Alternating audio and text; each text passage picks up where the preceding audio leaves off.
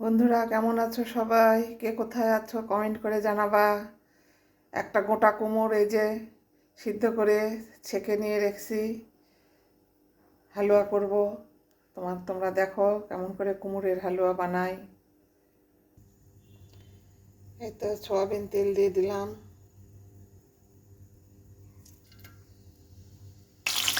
কুমড়োটা দিয়ে দিলাম, চিনি দিয়ে দিলাম। এখন নাড়াচাড়া করে ভেজে ভেজে নামাবো।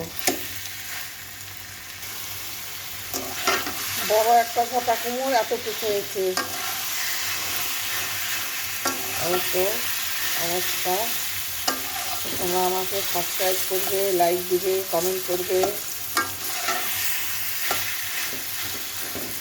আজকে সবে বরাত, রাতে নামাজ আছে।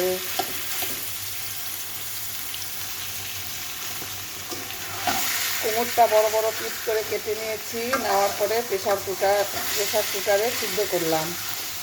সিদ্ধ করে ডালাতে ঢাকনা দিলাম।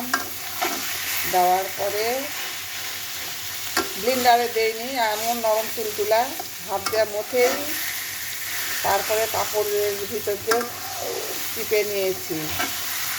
তোমরা এরকম করে বানাবে, একটু পানি থাকা চলবে না। দেখো আমার কুমড়ো কি পানি আছে, পানি নেই।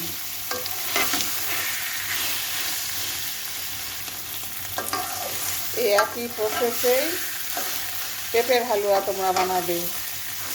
পেঁপের হালুয়া ঠিক এরকম করেই বানাতে হয়, গাজরের হালুয়া এরকম করেই বানাতে হয়। গাজরটা প্রেসার কুকারে পাতলা করে কাটবে, কেটে প্রেসার কুকারে সুইচ দিয়ে ডালাতে চাকনা দিবে, দিয়ে এটা হাত দেওয়া মতলেও হয়, ব্লেন্ডারে দিলেও হবে। পাতলা কাপড়ের ভিতরে চিপে নিবে, ছেঁকে নিবে। এই কুমড়োর হালুয়া যেরকম করে বানাচ্ছি ঠিক একই প্রসেসেই পেঁপের হালুয়া, গাজরের হালুয়া আমি এরকম করেই বানাই।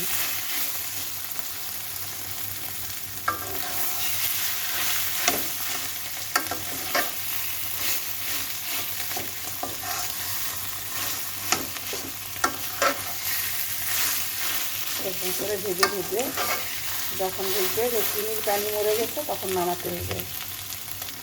দেখো এই যে তেল দেখা যাচ্ছে, তেল কম হলেও চলবে না। তো বাদামি কালার এসে গেছে, আমার হালুয়াটা হয়ে গেছে একদম পারফেক্ট। এখন নামিয়ে ফেলবো। এই তো নামিয়ে ফেললাম।